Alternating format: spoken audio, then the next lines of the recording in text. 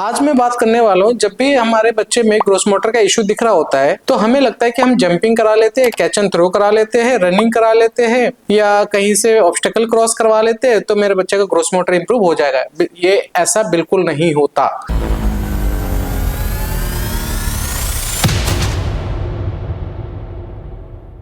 नमस्कार, मैं doctor Pradeep Kumar from सब रिहैब सेंटर। आज मैं बात करने वाला हूँ, जब भी हमारे बच्चे में ग्रोस मोटर का इश्यू दिख रहा होता है तो हमें लगता है कि हम जंपिंग करा लेते हैं, कैच एंड थ्रो करा लेते हैं, रनिंग करा लेते हैं या कहीं से ऑब्स्टेकल क्रॉस करवा लेते हैं तो मेरे बच्चे का ग्रोस मोटर इंप्रूव हो जाएगा। ये ऐसा बिल्कुल नहीं होता। तो आइए हम इस पर डिस्कस करते हैं कि ग्रोस मोटर स्किल्स में कैसे काम करें ताकि हमारा बच्चा फुल्ली तरीके से इंडिपेंडेंट हो पाए और वो सारे काम कर पाए ग्रोस मोटर लेवल पे जो कि उस बच्चे की नीड के अकॉर्डिंग चल रहे हैं। तो आइए डिस्कस करते हैं। ये वीडियो शायद मेरी लंबी बन सकती है तो प्लीज मेरी वीडियो पे बने रहिएगा और सारे पॉइंट को अच्छे से समझना है ताकि ऐसा कोई भी पॉइंट ना रह जाए जिसकी वजह से आप अपने बच्चे के ऊपर काम ना कर पाए। ग्रोस मोटर की स्किल्स के बारे में जब हम बात करते हैं तो हमें बस दिमाग में ये रहता है कि हाँ, अपर बॉडी का यूज करना है, लोअर बॉडी का यूज करना है, बड़े मूवमेंट का यूज करना है तो ही ग्रोस मोटर है। ठीक है, वो भी हमें समझ में आ रहा है कि ग्रोस मोटर है, लेकिन वो यूज होगा कैसे और क्या क्या स्टेप फॉलो करने चाहिए, क्या क्या सीक्वेंसिंग है उसमें, क्या क्या स्टेप है जिसको हमें समझना चाहिए। तो जब ग्रोस मोटर लेवल की बात कर रहे हैं हम लोग तो सबसे इंपॉर्टेंट ये है कि आई हैंड कोऑर्डिनेशन, आई लेग कोऑर्डिनेशन, आई ट्रंक कोऑर्डिनेशन, जितने में हमारी बॉडी के पार्ट्स है उसका आई के साथ कोऑर्डिनेशन होना बहुत जरूरी है। आई हैंड कोऑर्डिनेशन ही होना बहुत जरूरी नहीं होता, आई एल्बो का कोऑर्डिनेशन होना जरूरी होता है, आई नेक का कोऑर्डिनेशन होना जरूरी होता है, आई बैक का कोऑर्डिनेशन होना जरूरी होता है। सब आई के बच्चा जहां भी मूवमेंट करेगा ना उस पे आई का कोऑर्डिनेशन होना जरूरी है। सेकंड चीज कि जब भी हम ग्रोस मोटर के ऊपर बात कर रहे हैं तो पहला गोल ये होना चाहिए कि हम उसके अवेयरनेस, बॉडी के अवेयरनेस पे काम करें, यानी कि प्रोप्रियोसेप्टिव स्टिमुलेशन पे काम करें। अब प्रोप्रियोसेप्टिव स्टिमुलेशन क्या होता है कि जब भी हम जॉइंट का यूज कर रहे होते हैं तो हमें पता लगता है कि आप कौन से जॉइंट का यूज कर रहे हैं या किसी भी काम को मैनेज के लिए कौन से जॉइंट का ज्यादा यूज होगा तो हम उस जॉइंट का प्रेशर लगाते हैं, उस जॉइंट पे हम उस काम को करने के लिए अप्लाई करते हैं। तो हमें ये पहला गोल होना चाहिए कि हम उसके प्रोप्रियोसेप्टिव स्टिमुलेशन पे काम करें। प्रोप्रियोसेप्टिव स्टिमुलेशन पे काम करने के लिए क्या करना जरूरी है? हाँ, जैसे कि आपने सुना होगा जॉइंट कंप्रेशन करा जाता है, ठीक है, वो भी करना जरूरी है। जॉइंट कंप्रेशन कीजिए, वाइब्रेटर कीजिए, मसाज कीजिए, उसको पुल पुश लिफ्ट कराइए कोई भारी ऑब्जेक्ट को लेके उसको, या कोई भी ऑब्जेक्ट को किसी भी बॉडी पार्ट से पुल कराइए, पुश कराइए, लिफ्ट कराइए, किसी भी बॉडी पार्ट से, या जॉइंट से करा लीजिए, किसी भी एल्बो से करा लीजिए, रिस्ट से करा लीजिए, या आप नी से करा लीजिए या एंकल से करा लीजिए। जितने भी हमारे जॉइंट होते हैं उन सब से आप पुल पुश लिफ्ट का यूज कर सकते हैं, तब जाके हमारे बॉडी को एक अवेयरनेस आता है। और सबसे इंपॉर्टेंट ये है कि वहां पे जहां पे टैक्टाइल है वहीं पे प्रोप्रियोसेप्शन इंप्रूव हो रहा होता है, ये भी समझना जरूरी है। तो कई बार हम प्रोप्रियोसेप्शन को बहुत अकेले तरीके से लेके चल रहे होते नहीं, जब आप टैक्टाइल पहले करो देन फिर प्रोप्रियोसेप्शन करो, यानी कि जहां पे आप चाहते हो कि उसका अवेयरनेस बढ़े, जैसे शोल्डर जॉइंट पे हम चाहते हैं कि अवेयरनेस बढ़े बच्चा क्या, जब शोल्डर पे कुछ चीजें मूवमेंट लेता है तो वो मूवमेंट तरीके से नहीं ले पाता, या किसी भी वेट को या किसी भी काम को वो अपने शोल्डर से मैनेज नहीं कर पाता। तो हमें चाहिए कि पहले उस शोल्डर पे टच का कॉन्सेप्ट है कि नहीं, फिर प्रोप्रियोसेप्शन का कॉन्सेप्ट लेना चाहिए हमें।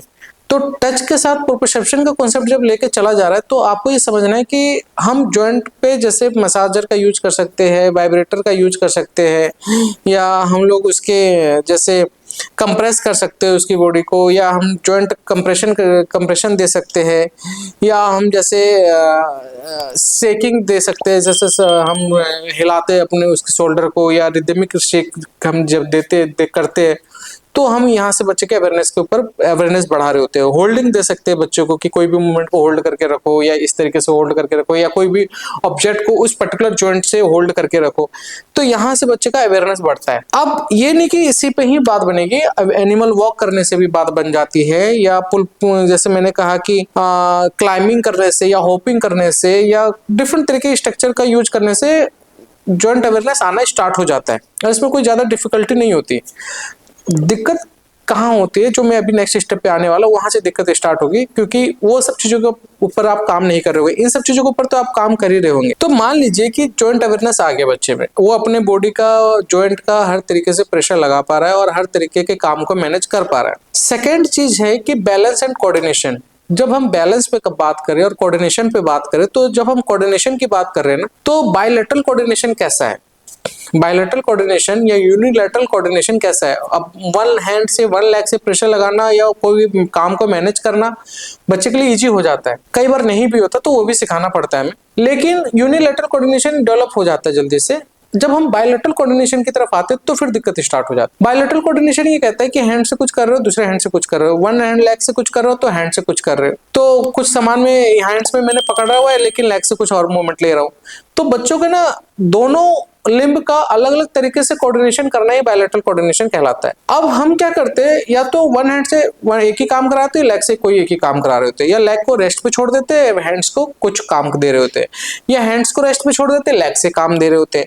हमें ये करना चाहिए जब बायलैटरल कोऑर्डिनेशन पे काम करें हम, तो हैंड से कुछ कराओ, लेग से कुछ कराओ, वन हैंड से कुछ कराओ तो वन हैंड से कुछ कराओ, वन लेग से कुछ करा रहे हो तो दूसरे लेग से कुछ कराओ। कोई भी काम ऐसा कर सकते हो, एक से पुल करवा सकते हो तो एक से लिफ्ट करवा सकते हो, वन हैंड से पुश करा रहे हो तो एक हैंड से पुल करवाओ। इस तरीके से जब आप बायलैटरल कोऑर्डिनेशन पे काम करते हैं ना, या एक हैंड से रखवा रहे हो तो एक हैंड से निकलवाओ किसी सामान को, या एक हैंड से आप साइड करवा रहे हो तो एक हैंड से ऊपर रखवाओ किसी सामान को। तो इस तरीके से बायलैटरल कोऑर्डिनेशन के ऊपर काम हो रहा होता है। अब आते हैं जो सबसे इंपॉर्टेंट है, कोऑर्डिनेशन समझ में आ रहा होगा आपको, बायलैटरल कोऑर्डिनेशन, बैलेंसिंग।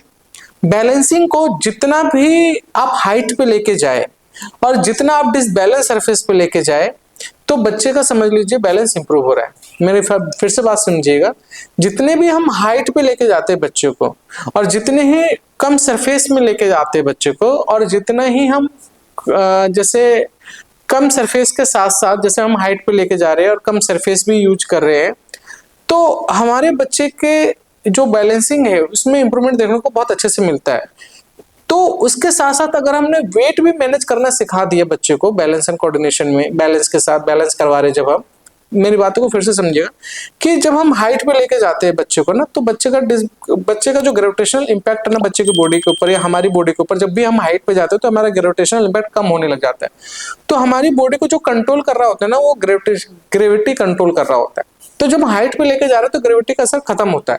तो जब हाइट पे लेके जा रहे हो तो उस टाइम भी अपना बच्चा अपने बॉडी को बैलेंस कर पा रहा है, तो मान लीजिए कि बच्चा अच्छे से बैलेंस कर रहा है। सेकेंडरी इसमें ऐड करना है आपको कि बैलेंस को लेके आपको ये भी समझना पड़ता है कि कोऑर्डिनेशन भी साथ में हो। बैलेंस के साथ साथ आप ट्रांजिशन का भी यूज कर रहे हो, कोऑर्डिनेशन का भी यूज कर रहे हो कि बायलैटरल कोऑर्डिनेशन हाइट पे लेके गए हो और वहां पे चीजों को मैनेज करवा रहे हो। साथ के साथ जो उसका सरफेस है, जो बच्चे का जो सरफेस है वो बहुत छोटा होना चाहिए जब हाइट पे लेके जा रहे हो। यानी कि मैं लास्ट बता रहा हूँ, आपको ग्रेजुअली धीरे धीरे करके बढ़ाना है उस चीज को। जब और जो भी मैं बात करूँ, जैसे छोटा सरफेस है तो ग्रेजुअली सरफेस को जो जहां पे वो खड़ा हुआ पड़ा उसके सरफेस को धीरे धीरे छोटा करना है, धीरे धीरे पहले बड़ा रखना है, फिर धीरे धीरे करके ग्रेजुअली उसको छोटा करते जाना। तो जितनी छोटी जगह पे वो खड़ा रहेगा और जितनी हाइट पे खड़ा रहेगा उतना ही बच्चा अपने बैलेंस को कंट्रोल कर रहा होगा। सबसे इंपॉर्टेंट ये भी कि फिर हम उसमें वेट भी डालते हैं, ठीक है, वेट मैनेज करना सिखाते हैं कि बेटा छोटे सरफेस पे और हाइट पे जाने के बाद उस वेट को भी लगाओ, और जितना ज्यादा वेट हो उतना ज्यादा बच्चे का बॉडी स्विंग करता है। जैसे मान लीजिए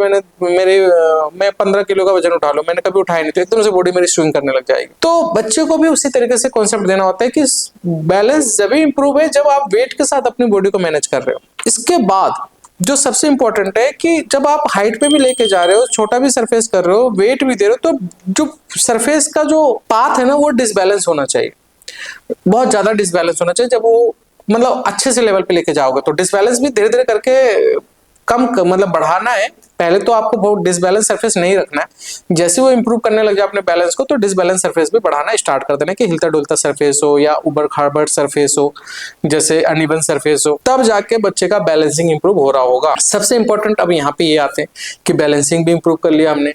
अब आते हैं मैनिपुलेशन।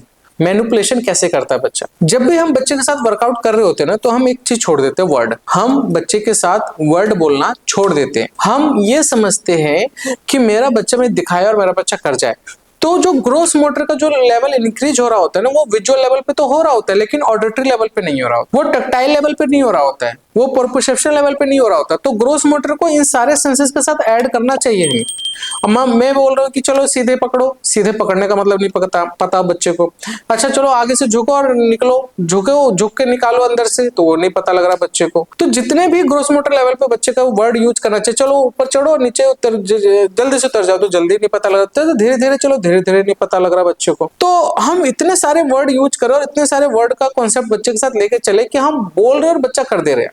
हमें दिखाना नहीं पड़ रहा है या हमें रेपिटेशन नहीं करना पड़ रहा है, तब समझ लीजिएगा कि बच्चा मैनिपुलेट कर रहा है उस काम को। नहीं तो हम बहुत ज्यादा प्रॉम्प्ट देते हैं, हम इशारा करते हैं कि चलो उधर करो, तो बच्चा उधर चला जाता है, ऐसा अच्छा इधर आओ तो इधर आ जाता है, तो हमें लगता है ग्रोस मोटर तो अचीव हो रहा है। नहीं, आप इशारा मत कीजिए, आप ज्यादा हेल्प मत कीजिए उसकी, आप ज्यादा प्रॉम्प्ट मत दीजिए, आप ज्यादा जेस्चर दे रहे हो, आप ज्यादा आइज मूवमेंट दे रहे हो या ज्यादा बोल रहे हो, तो बच्चा है ना आपके रेपिटेशन को सुनकर वर्क कर रहा है, ना कि और रेपिटेशन में आकर वर्क कर रहा है, ना कि वन टाइम बोल रहा है और वन टाइम में बच्चा काम कर दे रहा है। तो वर्ड के ऊपर अंडरस्टैंडिंग देना बहुत जरूरी है, अदरवाइज बच्चा किसी भी काम को फॉलो नहीं करेगा। इसको चीजों को समझना बहुत जरूरी है।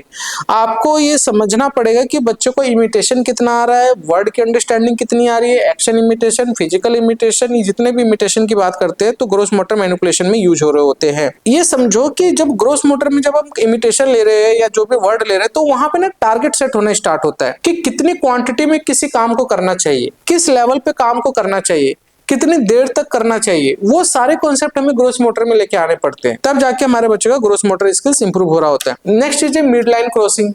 मिड लाइन क्रॉसिंग का मतलब ये होगा कि brain gym activity. Brain gym का मतलब ये है कि दोनों राइट और लेफ्ट ब्रेन को एक साथ यूज करना। तो मिड लाइन क्रॉसिंग आप देख सकते हैं, बहुत सारी एक्टिविटी गूगल पे मिल जाएगी, तो वो सारी एक्टिविटी बच्चे के साथ इंक्लूड करनी। नेक्स्ट है self care activity. Self care में जैसे ग्रूमिंग है, बाथिंग है, ईटिंग है, टॉयलेटिंग है, ये जितने भी काम होते हैं सेल्फ केयर को लेके, वो सारे बच्चों को करना आना चाहिए। तो इसमें हम क्या डाल रहे हैं, सीक्वेंसिंग, इसमें हम डाल रहे हैं सीक्वेंसिंग, इसमें हम डाल रहे हैं मेमोरी, इसमें हम डाल रहे हैं फिगर ग्राउंड, इसमें हम डाल रहे हैं फॉर्म कॉन्टेंसी, इसमें हम डाल रहे हैं रीजनिंग। तो जब हम सेल्फ केयर के ऊपर काम कर रहे होंगे तो उससे पहले इन सारे जो कंपोनेंट है ना उस पर काम करना चाहिए। अब मैं बोलूं कि 4 स्टेप में बच्चों को कुछ काम दे दिया आपने, अब बच्चा ओनली 1-2 स्टेप ही कर रहा है और उसका एज हो गई 5 ईयर, तो हमने 4-5 साल उसके 2 स्टेप पे ही काम किया है। तो जब आप कभी नॉर्मल तरीके से उसको लेके आओगे घर में और नॉर्मल तरीके से कुछ कमांड दोगे तो वो कैसे समझेगा, वो कैसे फॉलो करेगा। तो ग्रोस मोटर में ना लेवल बढ़ने चाहिए, ग्रोस मोटर के स्टेप बढ़ने चाहिए, नहीं तो ग्रोस मोटर बस 1 स्टेप में 2 स्टेप में रह जाता है। आपको समझना पड़ता है जो मैं ये सारी बातें कर रहा हूँ, नहीं तो आप एक काम कर रहे होंगे, जंपिंग करवा रहे होंगे, कैच एंड थ्रो करवा रहे होंगे, टनल से निकलवा रहे होंगे, स्विंग करा रहे होंगे, स्लाइड पे चढ़ा रहे होंगे और हमें लगता है कि बच्चा अच्छा कर रहा है। जब आप सेल्फ केयर को ध्यान में रखेंगे, आप सीक्वेंसिंग को या फिगर ग्राउंड या रीजनिंग को ध्यान में रखेंगे, आप मिड लाइन क्रॉसिंग को ध्यान में रख रहे हैं, आप बैलेंसिंग कोऑर्डिनेशन को लेवल को ध्यान में रख रहे हैं, उसके लेवल होते हैं, या आप बॉडी अवेयरनेस के बारे में ध्यान में रख रहे हैं, ओवरऑल जाके ग्रोस मोटर स्किल्स इंप्रूव हो रहा होता है। तो आप जब भी थेरेपी सेंटर जा रहे हैं या अपने आप से काम कर रहे हैं तो इन सारे फैक्टर पे काम कीजिए और वर्ड के साथ जरूर आइए। और वहां पे भी ये भी ध्यान रखना है कि प्रॉम्प्ट जो है, हेल्प है, वो कितना मिल रहा है बच्चों को, क्योंकि मैंने ये देखा है कि हम जब बच्चे के साथ काम करते हैं ना तो इतना हेल्प दे देते हैं तो और हमें लगता है कि बच्चा कर रहा है। जैसे मान लो जाके गिलास उठाकर लेके आओ या जाके बॉटल लेके आओ, बॉटल बहुत भारी और बच्चा भारी बॉटल को उठा के लेके आ रहा और मैं बोल रहा था जाके बॉटल उठा के लाओ, तो बच्चे को मैंने डायरेक्शन दे दिया और गया और जाके ले आया। लेकिन मैंने बोला हैंड क्रॉस कर ले, मैंने बोला जाकर लेकर आओ और बच्चा लेके आ ही नहीं रहा। तो इसका तो ग्रोस मोटर स्किल्स अच्छा नहीं है, इसका तो कोऑर्डिनेशन नहीं है, इसका तो नेम रिस्पॉन्डिंग नहीं है, इसका तो ऑडिटरी अच्छा नहीं, दुनिया भर की बातें करने लग जाते हैं हम। ऐसा नहीं होता। तो आपको सारे स्टेप पे काम करना है और ग्रोस मोटर स्किल्स को बहुत अच्छे से समझना है ताकि आप अपने बच्चे के ऊपर एक अच्छा इंप्रूवमेंट देख पाए। और मैं आशा करता हूँ कि आप अपने बच्चे के ऊपर अच्छा काम कर रहे होंगे। मेरी वीडियो को सुनते रहिए, समझते रहिए और सब्सक्राइब कीजिए और फॉलो करते रहिए ताकि अच्छी अच्छी इन्फॉर्मेशन आपको मैं देता रहूँ। थैंक यू सो मच, बहुत बहुत धन्यवाद।